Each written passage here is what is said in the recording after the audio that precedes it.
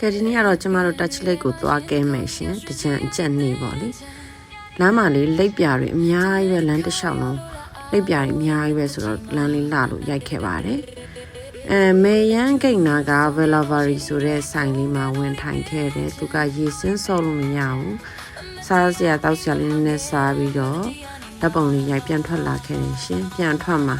လုံးဝကားတွေရမဲဟုတ်ချောင်းသွားတဲ့ကားတွေဆိုင်ကယ်နဲ့ပြည့်ညက်တက်နေရပါတော့အဲ့ဒီကနေ3နိုင်ခွဲလောက်ကနေ touch light မြို့ထဲကို6နိုင်လောက်မှရောက်တယ်ရှင် touch light တစ်မြို့လုံးလည်းတော်တော်လေးကိုစီးတယ်ဒီလားရေတွေပတ်နေကြတာနေဆက်မြို့မို့လားမသိဘူးအရန်ကိုစီးပါတယ်နောက်ပြီးတော့ touch light ရွှေတကုံပုံသူဖျားကိုသွားပြီးတော့ခုမြောက်ခဲ့ပါတယ်ဖျားသွားပြီးတော့ကျမကညကြတော့ဘားသွားပါတယ် touch light ကိုရောက်ရင် Harry Potter ရောက်ကိုရောက်ရမယ်ဆိုတဲ့ရွေချက်နဲ့သွားတာပေါ့ရှင်ပျော်ပါတယ်တကယ်ချင်းတွေနဲ့တောက်စားပျော်ပါကပြီးတဲ့ခါကျတော့မနက်မှပြန်လာခဲ့တယ်ပေါ့ရှင်ကဲအကျက်နေရဲ့planလေးကတော့ဒီလောက်ပါပဲ